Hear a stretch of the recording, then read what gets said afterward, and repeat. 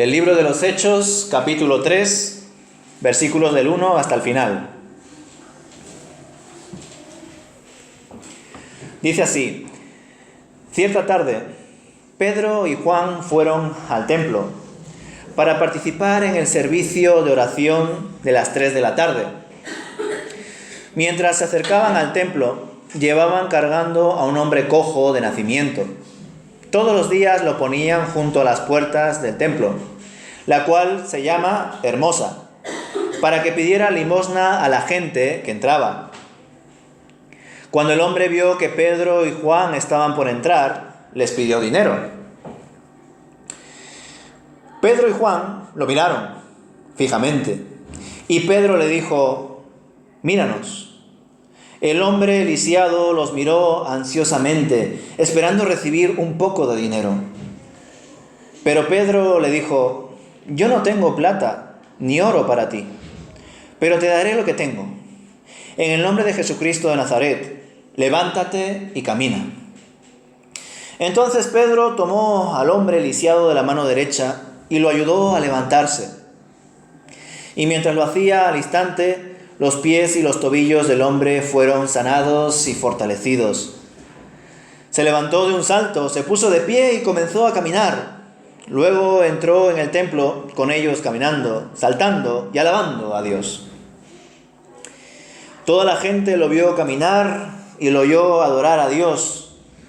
Cuando se dieron cuenta de que él era el mendigo cojo que muchas veces habían visto junto a la puerta hermosa, quedaron totalmente sorprendidos.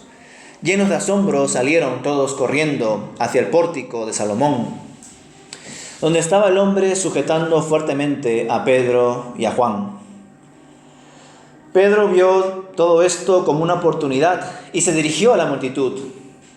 Les dijo: pueblo de Israel, ¿qué hay de sorprendente en esto?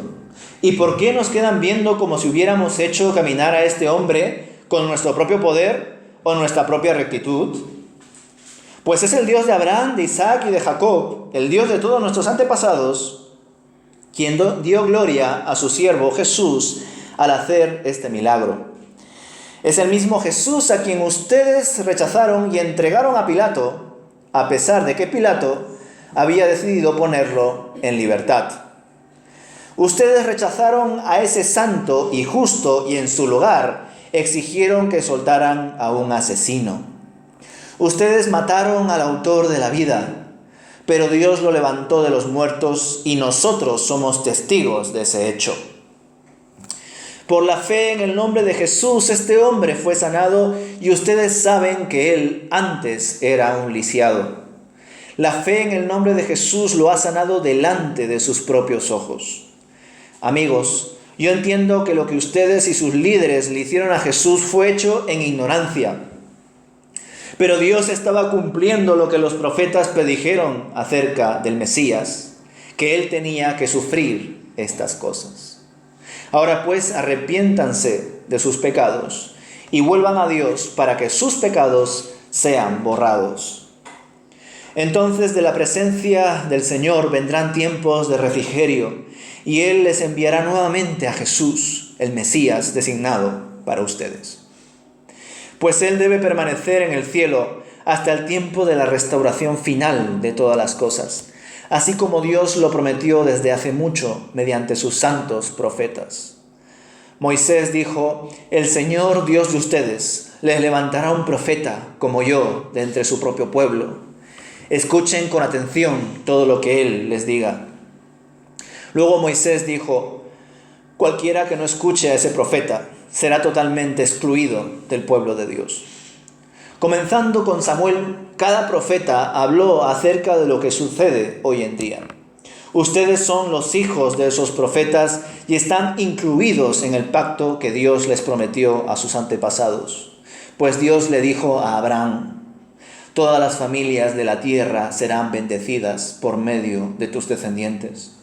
Cuando Dios levantó a su siervo Jesús, lo envió primero a ustedes, pueblo de Israel, para bendecirlos al hacer que cada uno se aparte de sus caminos pecaminosos. Hasta aquí, hermanos, termina el segundo discurso del apóstol Pedro. Vemos en este capítulo 3 del libro de los Hechos que los apóstoles seguían cumpliendo sus costumbres judías. En esta ocasión no se nos dice exactamente cuántas personas se convirtieron. En el primer sermón de Pedro se nos contó que se convirtieron alrededor de 3.000 personas. Pero ahora no se nos dice la cantidad. No es lo importante de este capítulo 3. Lo característico, incluso para Lucas, que debemos de recordar que era gentil, era que estos judíos, aún habiéndose convertido como cristianos, aunque todavía aquí no se les llamaba cristianos, era que cumplían con ciertas tradiciones judías. Iban al templo y lo hacían porque debían orar en ciertas horas. Estando allí observan a un hombre cojo de nacimiento que tenía la costumbre de pedir limosna en el templo. Debemos ya de saber, ¿verdad?, que probablemente este hombre, debido a su pobreza y también a que era un lisiado, sería una persona bastante rechazada por la sociedad.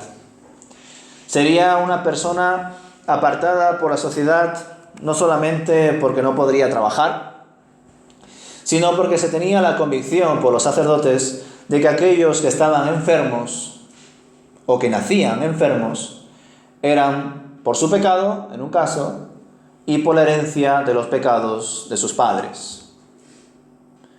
Hoy en día todavía hay iglesias que lo piensan así. De hecho, no me extrañaría, si me pongo a investigar, que probablemente más de alguna iglesia o creyente habrá pensado, e incluso se lo habrá dicho a Nick Vujicic: tú has nacido sin brazos ni piernas porque tus padres han pecado.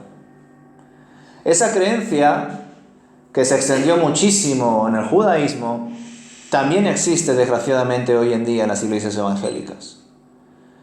Si tú has experimentado algún tipo de enfermedad o estás pasando por ello ahora mismo, es porque tienes un pecado oculto. Así enseñan estos predicadores, manipulando de una forma pero que muy retorcida a sus hermanos, causando daño no solamente espiritual, sino incluso emocional en aquellas personas. Este hombre, como no podía subsistir, no podía trabajar, pues lo único que podía hacer era mendigar. Iba al templo para, de algún modo, recibir la misericordia de alguno y poder subsistir con la limosna. Me llama la atención, hermanos, que cuando empiezan a interactuar los apóstoles Pedro y Juan con este hombre cojo y mendigo, tanto Pedro como Juan, aunque solamente habla Pedro, no llevaban ni oro ni plata. Y me llama la atención esto, hermanos, porque el viernes reflexionamos en cómo, después del acontecimiento de Pentecostés, después del primer sermón del apóstol Pedro y la conversión de 3.000 personas, todos ellos no convocaron una asamblea para decidir qué hacer. No establecieron un itinerario misionero o evangelístico de cómo proceder en Jerusalén. Simplemente fueron presididos, llevados, motivados por el Espíritu. Y en toda esa dirección del Espíritu, toda la comunidad de creyentes, que era de un número de 3.000, habían decidido dejar atrás todo tipo de apegos. Pusieron todas las cosas en común. Vendieron sus propiedades, sus posesiones, y las pusieron delante de la propia comunidad de creyentes, para de esa forma ninguno de los que estaban en esa comunidad le faltase nada. Lo ponían todo en común.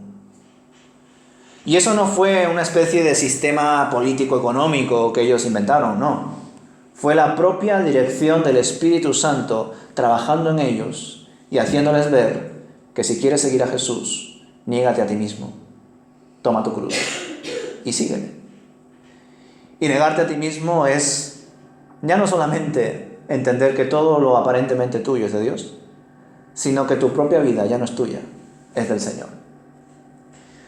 Por eso digo que me llama un poco la atención, y desde luego el autor Lucas no lo trata, probablemente porque no sea muy relevante, porque yo me he preguntado, Si las personas ricas que escucharon el Evangelio, que se convirtieron, vendieron sus posesiones, sus viviendas, todo, y lo pusieron para la iglesia, y por tanto dejaron de ser ricos, ¿cómo se administraría todo ese dinero, verdad?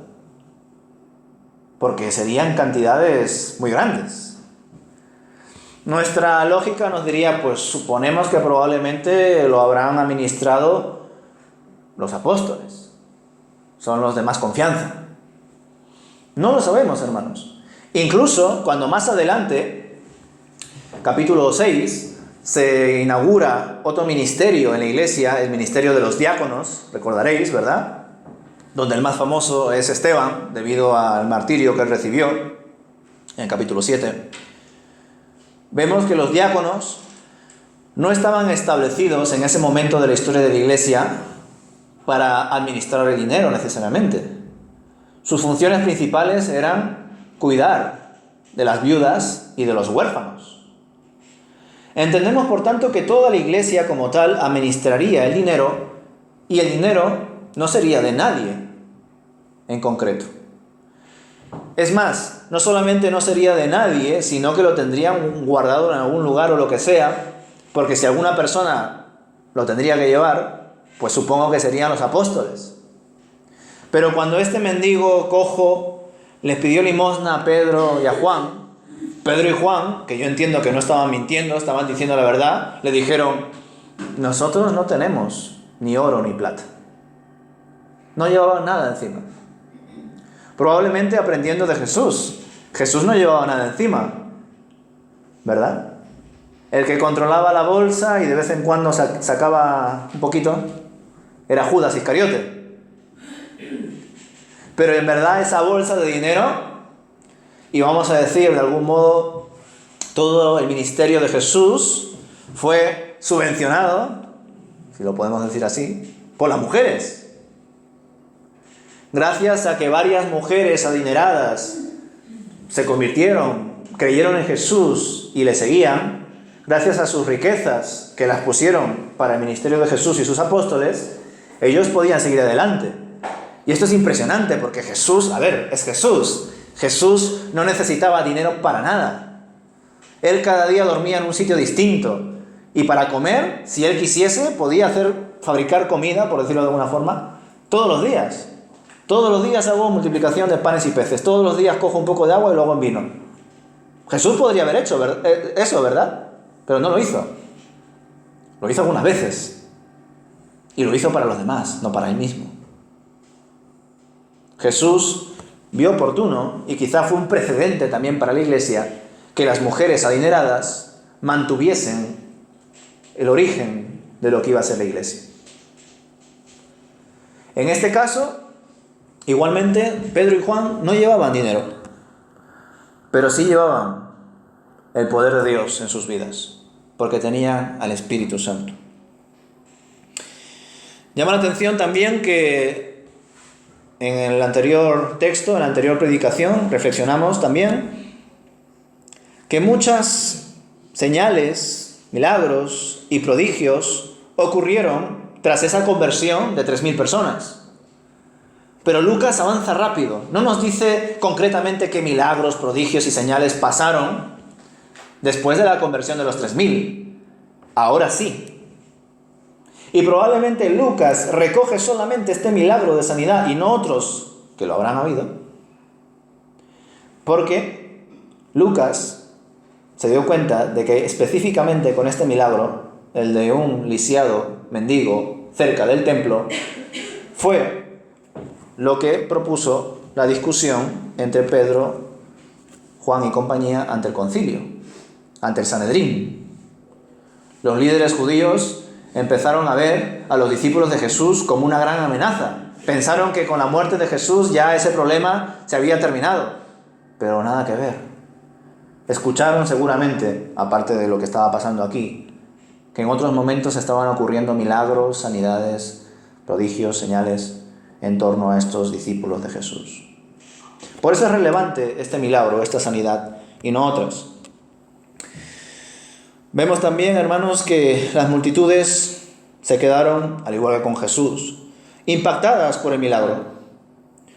Conocían muchos de ellos a este mendigo, aunque no tendrían ninguna relación con él, porque le considerarían muchos un pecador, un maldito, que ha recibido pues esa enfermedad por los pecados de sus padres. Aún así, lo verían casi todos los días. Y por eso quedaron impactados. Aquel que estaba mendigando y que no podía caminar, ahora no solamente camina, sino que también salta. Pero el apóstol Pedro aprovechó este momento no para llevarse el crédito, no para decir, sí, yo fui, sino más bien para predicar sobre el reino de Dios, centrándose en la promesa del Mesías en Cristo Jesús. Con sus palabras nos hace recordar a lo que dijo Pablo respecto a los corintios, ¿verdad?, que estaban divididos, que lo vimos en su día. Pablo, al ver que había 4 bandos en la iglesia de Corinto, les dice, ¿acaso vosotros habéis sido bautizados en mi nombre? Pues del mismo modo, Pedro aquí les dice, ¿acaso este prodigio es por mi poder o por mi piedad? No, es por el poder de Dios, es por Jesús.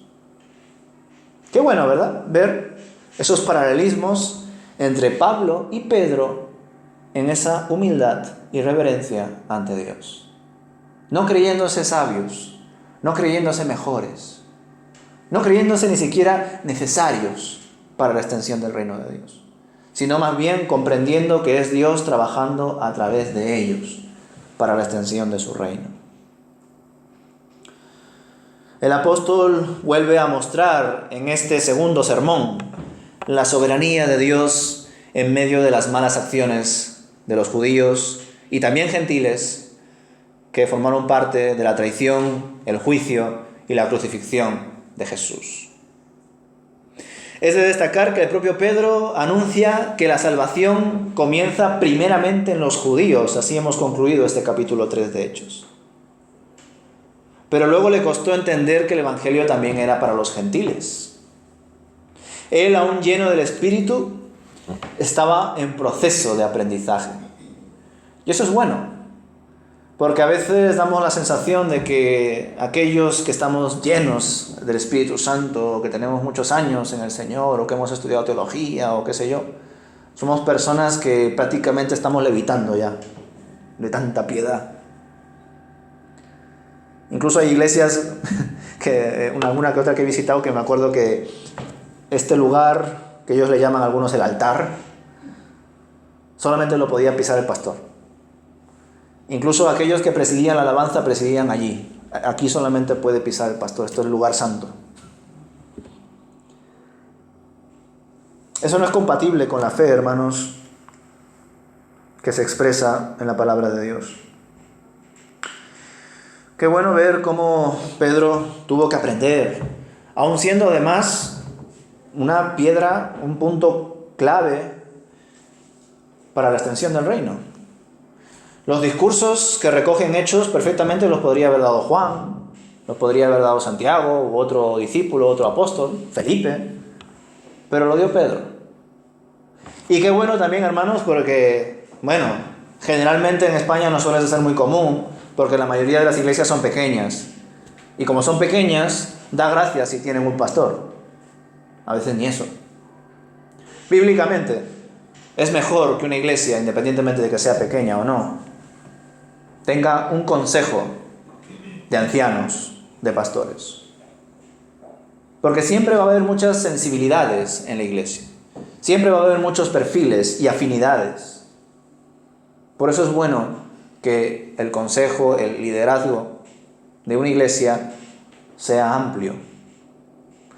Hay iglesias donde los diáconos están de algún modo asumiendo también esas funciones, aunque estrictamente hablando un diácono sería lo que en algunas iglesias son los sugieres. Los sugieres son las personas que están al final del templo, se encargan de saludar, de recibir a los hermanos, tanto los nuevos como los que ya son de la iglesia de toda la vida, de tomar su número, de llamarles incluso ellos mismos o recordarles al pastor que les llamen. son los encargados de poner las mesas, café. Estrictamente hablando, los diáconos eran eso.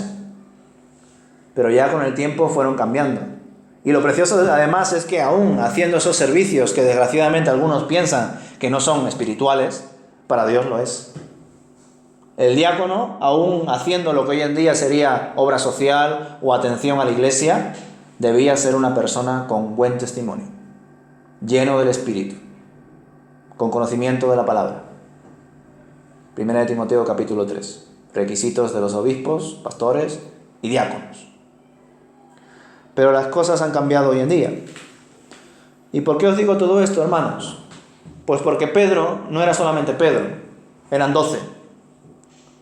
Y sin embargo, en ningún momento, afortunadamente, se recoge aquí, y digo afortunadamente porque es un ejemplo para nosotros, en ningún momento Juan le dijo a Pedro: Pedro, tú ya has predicado antes, me toca a mí. O Felipe le dijo: oye, Pedro, que ya llevas 2 predicaciones, ahora me toca a mí.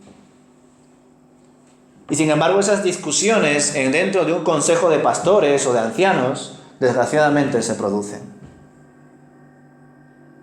El querer resaltar, el querer ser mejor el uno que el otro, el querer de forma consciente o inconsciente competir con el otro. Y es precioso que esto pase aquí, hermanos, porque esta competencia no es nueva, no es algo que esté pasando hoy en día porque las iglesias estén frías y divididas. No. Ya cuando Jesús estaba con los 12, en pleno ministerio, ellos estaban discutiendo: Señor, ¿quién es el más mayor? Señor, yo quiero estar a tu diestra. Ah, sí, pues yo también quiero estar a tu siniestra, Señor. Esas competiciones por ser los ojitos derechos de Jesús ya estaban en ellos. Pero sin embargo, cuando Jesús murió, resucitó, estuvo con ellos 40 días y luego ascendió a los cielos, pero envió a su Espíritu, ahí ya la cosa cambió. Ahí ya no habían esas divisiones entre ellos, esas competiciones por quién es el mejor, quién es el que predica más. O mira, con mi predicación se convirtieron 3.000, contigo ¿cuántos se convirtieron? No, eso no hubo. Pero, qué bueno que Pedro, así como ha sido destacado y muy destacado en el libro de los Hechos, como una de las personas principales que más predicó y etcétera, también el libro de los Hechos nos deja ver cómo Pedro tenía lecciones que aprender. Entre ellas la principal, en no tener preferencias por los judíos en vez de por los gentiles. El entender que el Evangelio es para todos y que Dios no hace acepción de personas. Por eso, así como también lo expresé en el primer sermón, lo expreso en el segundo. ¿Hasta qué punto Pedro estaba comprendiendo todo lo que decía? Que la salvación empezaba con los judíos, pero también iba a otros lugares. Quizá Pedro todavía no era consciente de ello, pero aprendería pronto la lección. Hay que aprender también, hermanos, del apóstol Pedro y aplicarlo a nuestro contexto, porque creo que esa reflexión, en general, en las iglesias, no se ha hecho mucho. Y lo observo precisamente pues, en esas conferencias y campañas evangelísticas que de vez en cuando ya estoy comentando. Debemos recordar, hermanos, quién es Pedro, qué está diciendo y a quiénes se lo está diciendo. Pedro era un judío, un humilde pescador, que por la gracia de Dios fue llamado apóstol de Cristo, que por el poder y sabiduría de Dios pudo dar sermones de gran bendición y de conversión para el pueblo de Israel. Y por tanto su ministerio principalmente fue enfocado a judíos. Judíos que desde el más docto hasta el más humilde tenía cierto conocimiento de las Escrituras. Evidentemente el fariseo, el saduceo, el escriba pensaba que su conocimiento era excelso, era impresionante, que era un doctor de la ley. Sin embargo, estaba estaban trabajando tanto con las Escrituras, torciéndolas, que empezaron a elaborar leyes, costumbres, que no tenían nada que ver con la palabra de Dios. Dijeron de la palabra de Dios lo que la palabra de Dios no decía. Evidentemente, las personas humildes, mendigos, enfermos, mujeres, en definitiva, personas que en ese tiempo eran despreciadas por la sociedad, no tenían acceso a las Escrituras.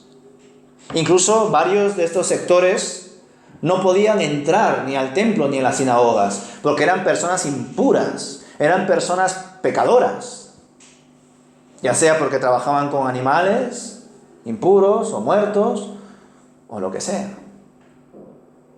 relacionado con el pecado que había construido y conspirado el pueblo de Israel. Pero sin embargo, al menos tenían algo muy importante, algo que hoy en día desgraciadamente se está perdiendo más: la tradición oral de memorizar la palabra, transmitirla a tus hijos, tener una cultura general de las Escrituras. Es por eso, hermanos, que Pedro, cuando predica al pueblo de Israel, en su predicación, que por supuesto no tenía una tablet, ni un papel, ni se había preparado 5 horas para ese mensaje, ni nada de eso, Pedro, en su predicación, anunciaba el Evangelio de Cristo y citaba las Escrituras del Antiguo Testamento. ¿Por qué creéis que Pedro citaba las Escrituras del Antiguo Testamento? ¿Para hacerse pasar por un hombre inteligente, sabio? ¿Por creerse mejor que el resto de los apóstoles? Por supuesto que una de las razones fundamentales por las cuales Pedro citaba las Escrituras era porque toda la obra y persona de Jesús representaba el cumplimiento de las profecías y promesas del Padre, reveladas en el Antiguo Testamento. A veces en la ley, a veces en los profetas, en los salmos. Por tanto, nos damos cuenta que Pedro lo hacía principalmente por eso, pero también, hermanos, porque el pueblo de Israel, aún no teniendo acceso a los rollos de Isaías, de Jeremías, de la ley, etc., porque sí, antiguamente se guardaban en rollos, no podían ir a las sinagogas, al menos tenían un conocimiento general de esas profecías, por el boca a boca. Hoy en día, hermanos, ¿cómo deberíamos de exponer el Evangelio? ¿Creéis que si yo salgo afuera y predico con jerga evangélica, la gente me va a entender? Entonces, ¿por qué la mayoría de los conferenciantes, predicadores, cuando salen a la calle, y no estoy hablando en la iglesia, en la calle o en un lugar de conferencias o donde sea, ¿por qué hablan del Evangelio para personas que se supone que no conocen el Evangelio con lenguaje evangélico? De hecho, muchas veces yo he escuchado conferencias, predicaciones así, y yo he pensado, a ver, yo lo estoy entendiendo porque soy evangélico. Pero se supone que lo que está haciendo es para evangelizar a la gente. Pero en pleno siglo XXI, la mayoría de la gente no tiene ya ni idea de Dios. Yo sé que a nivel misionero hay un buen grupo de cristianos que consideran que el catolicismo es un gran problema para predicar el Evangelio. Y hay otro grupo de personas que consideran que el catolicismo, de algún modo, nos ha ayudado a poder juntar, relacionar ciertas ideas a la hora de predicar el Evangelio. Hay cristianos que consideran que prefiero enviar a mi hijo a la asignatura de valores en vez de la asignatura de religión católica.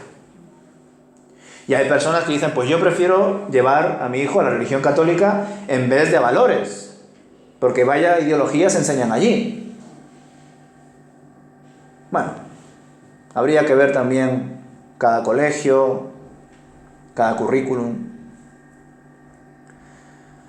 Hoy en día, hermanos, por supuesto es una afirmación muy rápida, habría que pensar más en ella.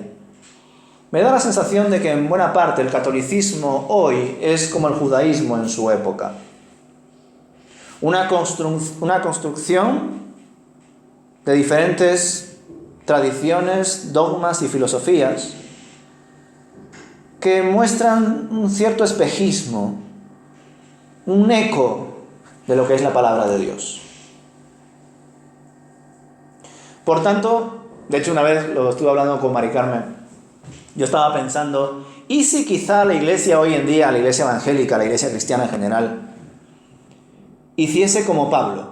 ¿Os imagináis? ¿Os imagináis que todos como iglesia entendamos en conciencia delante de Dios que nosotros debemos ir a parroquias católicas, iglesias católicas, catedrales, como lo hizo Pablo, predicarles el evangelio, como lo hizo Pablo a los judíos, nosotros a los católicos, y si nos rechazan, ir a las calles?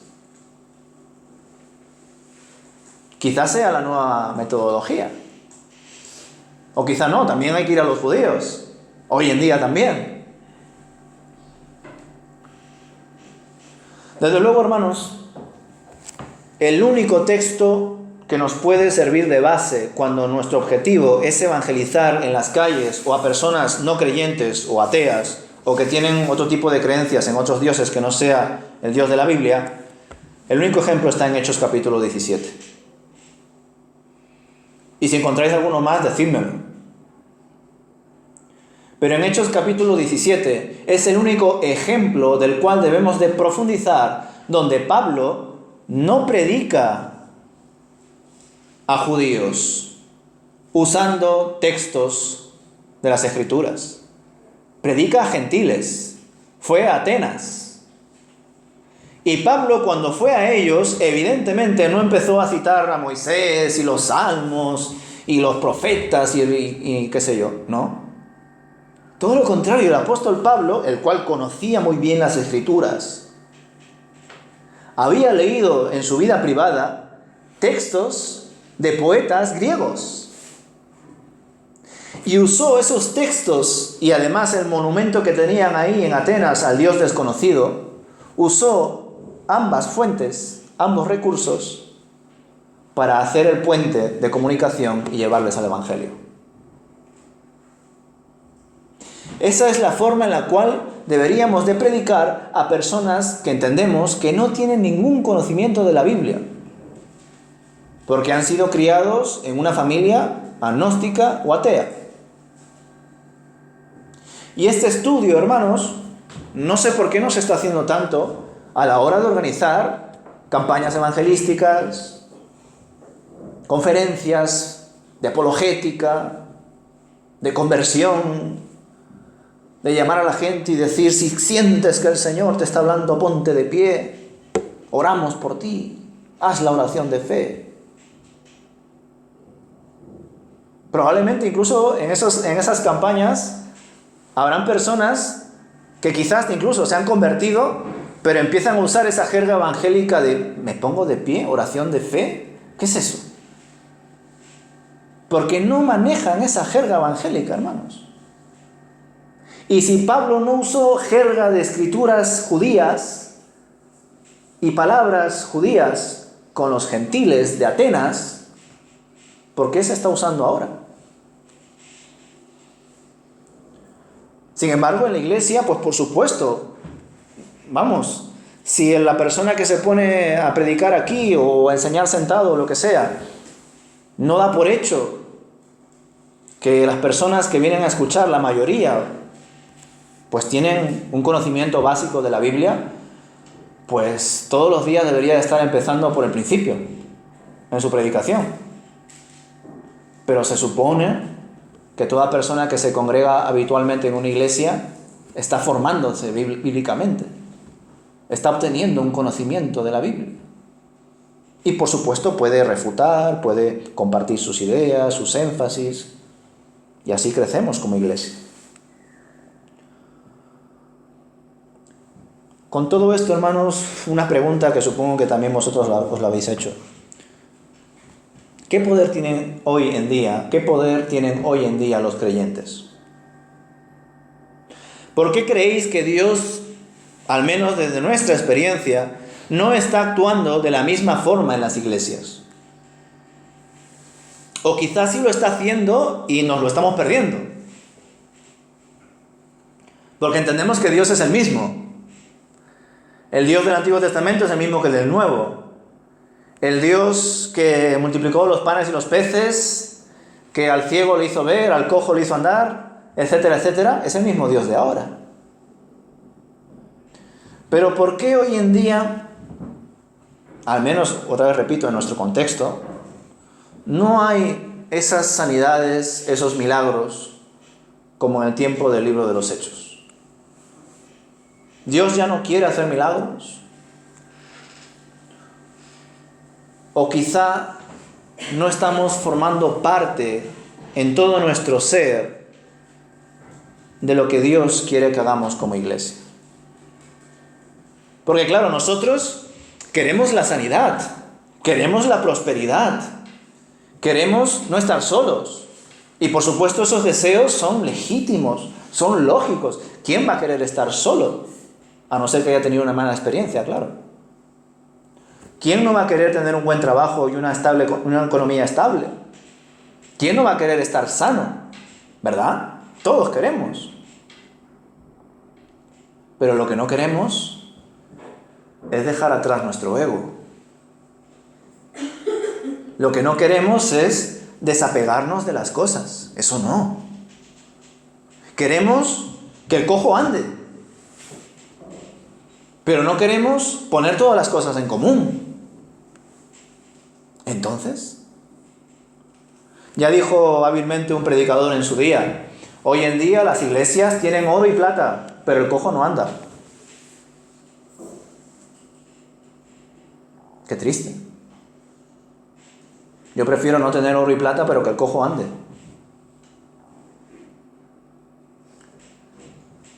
Yo creo que Dios sigue siendo el mismo, hermanos. Y quizá por no hacer un trabajo como comunidad en nuestro apego, en negarnos a nosotros mismos y seguir a Jesús de verdad con todo, no una parte de mí o este día, quizá por eso nos estamos perdiendo grandes maravillas. Por supuesto, no ignoro, no hay más que meterse a YouTube o a cualquier tipo de web de iglesias carismáticas. Tú te metes ahí y ves todo tipo de milagros, sanidades y demás. Algunas se nota desde lejos que son fraudulentas, que lo que buscan es que unos pocos se queden con el dinero de los demás. O que aquellos que supuestamente se sanaron, parece que esa oración de fe milagrosa y esa sanidad pública tenía caducidad. Parece que esa persona que no podía andar empezó a andar ese día, pero a la semana siguiente le volvió la cojera. Yo no encuentro ningún caso de un milagro de sanidad de Dios que sea así, por cuotas. Dios, si te sana, te sana. Y si te has sanado supuestamente por un tiempo, pero luego vuelves a esa misma enfermedad, a no ser que sea una enfermedad crónica, algo más complejo, probablemente lo que has experimentado no es una sanidad, sino una manipulación. Yo no puedo negar, no puedo afirmar que todas esas sanidades y milagros que aparecen en internet sean mentira. No lo puedo hacer porque yo entiendo que Dios es el mismo. Y si creo que Dios hizo milagros, creo que Dios hace milagros. Y mi objetivo no puede ser juzgar lo que esté pasando en otras iglesias. Mi objetivo es que como iglesia aquí experimentemos toda la vida cristiana juntos. Si la otra iglesia tiene milagros, gloria a Dios. Si la otra iglesia inventa los milagros, que el Señor les hable y les exhorte. Pero lo importante es lo que está pasando aquí. Porque estamos aquí. Y por supuesto podremos ayudar allí. Debemos ayudar allí. Pero ¿cómo ayudar afuera si aquí adentro estamos mal? ¿O no estamos del todo bien? Pues no podemos. Y claro, ante la pregunta, ¿queréis milagros, señales, sanidades? ¿Sí? Por supuesto que sí. Pero ¿para qué las queremos? ¿Para qué queremos milagros? ¿Para qué queremos sanidades? ¿Para qué queremos señales? ¿Para reconfirmar más nuestra fe? Los discípulos de Jesús vieron un montón de milagros, señales y sanidades y abandonaron a Jesús. Dudaron de Jesús. Incluso viendo el milagro más grandioso de toda la historia, la resurrección de Jesús, aún así Tomás dudó, por ejemplo. Entonces, diríamos, pues probablemente queremos señales, prodigios y sanidades, pues para estar bien, pues por el bienestar personal. Pero ¿y para qué? ¿Cuál es el objetivo de un creyente para desear estar sano, para desear tener trabajo y para estar bien, más allá de lo que una persona común pues desearía? ¿El objetivo es estar bien por el mero hecho de estar bien? ¿O hay algún propósito mayor? Entendemos que la sanidad, el estar sano, el tener un trabajo estable, unos ingresos decentes, son simplemente para tenerlos, disfrutar de ellos a mi manera y de vez en cuando ir a la iglesia o acordarme que tengo que orar y decir gracias Señor, porque por ti tengo este trabajo y estoy sano. Por supuesto que tengo que dar gracias por estar sano y por tener un trabajo. Pero yo le debo preguntar a Dios, Señor, ¿con qué propósito estoy sano y tengo un trabajo? Pues por supuesto, hermanos, que estamos sanos y tenemos un trabajo, si es que lo tenemos, o al menos vivimos dignamente, no solamente por el hecho de estar, sino para servirle, para trabajar para Él, para buscar su reino y su justicia. Porque sí, los apóstoles pasaron por diferentes pruebas y enfermedades, oraron, y muchas veces Dios les escuchó y les concedió su petición de oración. Pero hubo veces que no. El texto más famoso es el aguijón de la carne del apóstol Pablo. 3 veces oró por ello. Pero el Señor decidió que se quedase con ese dolor. No sabemos qué era. Quizá algo relacionado con la cabeza, quizá una piedra en el riñón, no lo sabemos. Pero Dios permitió que se quedase con esa enfermedad para que Él mismo no se vanagloriase, no se creyese mejor. Y desde luego estamos seguros de que Dios no abandonó a Pedro cuando fue crucificado boca abajo. Y no abandonó al resto de los apóstoles cuando fueron martirizados y discípulos llevados a los leones y demás y demás. Se había cumplido el propósito de sus vidas. Y llegó la hora de estar en la presencia de Dios. Por eso, hermanos, cuando entendemos que el propósito de nuestra vida es servir a Dios, invertir en Él y lo demás viene por añadidura, es ahí cuando vivimos plenos, cuando vivimos conscientes de la realidad, incluyendo la eternidad.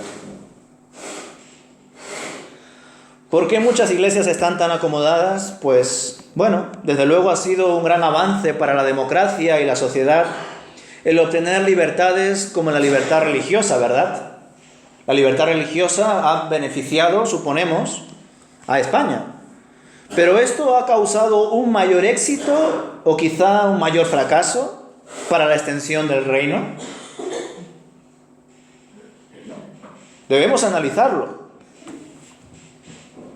Al menos cuando leemos las Escrituras, casi en ningún momento, después del libro de los Hechos, vemos a un cristiano cómodo, ¿o sí?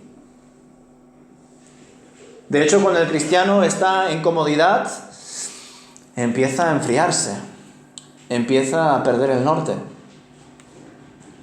Por tanto, el obtener ese derecho de libertad religiosa que nos podemos congregar, ¿es un regalo de Dios? Por supuesto que sí. pero debido a que somos un poco perezosos, ¿nos está haciendo más bien o nos está haciendo mal? Porque claro, si para la sociedad no somos ninguna molestia porque estamos aquí todos congregados, aquí hablamos de lo que creemos y reforzamos nuestra creencia, pero afuera ya no. Si tú quieres ir a un centro cívico a hablar del Evangelio, tienes que pedir permiso.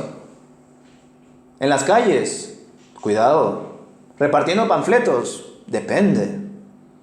Quizá te ve alguna persona y te denuncia. Pero eso sí, tú tienes toda la libertad religiosa para expresar tu fe en este sótano o en el local de allá.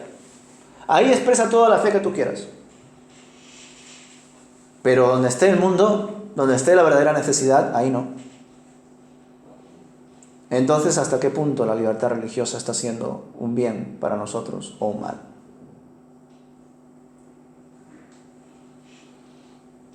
Una vez más, las iglesias tienen oro y plata, pero el cojo no anda.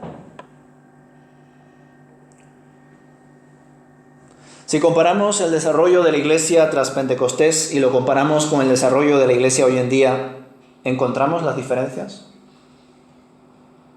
¿Deben existir esas diferencias? Algunos piensan que sí, que debe haber una gran diferencia entre la iglesia de hoy, del siglo XXI, y la iglesia de Pentecostés, porque eran otros tiempos. En ese tiempo el Espíritu manifestaba libremente todo su poder. En cambio ahora hay ciertos dones espirituales que ya no están vigentes, dicen algunos. Sin embargo, Joel dice que en los últimos días los jóvenes, ancianos y diferentes personas tendrán visiones, darán profecías, tendrán sueños. Y esos últimos días se darán antes del último día del Señor. Y si esos últimos días se inauguraron en Pentecostés, ahora, ¿dónde estamos? ¿Estamos en el día del Señor? Yo creo que no. Porque si fuese el día del Señor ya estaríamos con Él. Significa que estamos en los últimos días de los últimos días del Señor. Pero seguimos estando en ese tiempo. Así que, hermanos, aprendamos de este sermón del apóstol Pedro, aprendamos de este gran testimonio que está dando la iglesia, y por supuesto esto nos va a resultar de bastante relevancia cuando queramos compararla con la iglesia de Corinto, probablemente una de las iglesias más pecadoras del Nuevo Testamento. Y justamente estamos estudiando eso, no por casualidad, evidentemente. Porque sí, tempranamente un gran sector de la iglesia se corrompió. Y ahora hemos heredado la corrupción de la corrupción de la corrupción. Pero afortunadamente en cada tiempo, en cada lugar, en cada persona, Dios está hablando. Dios está actuando. Y en cualquier momento podemos volver a las raíces del Evangelio, de la iglesia, de la fe en Jesús. Y esto para nosotros es imposible, pero Dios lo hace posible. Así que aferrémonos a ello, hermanos, aferrémonos al poder de Dios y a su Espíritu.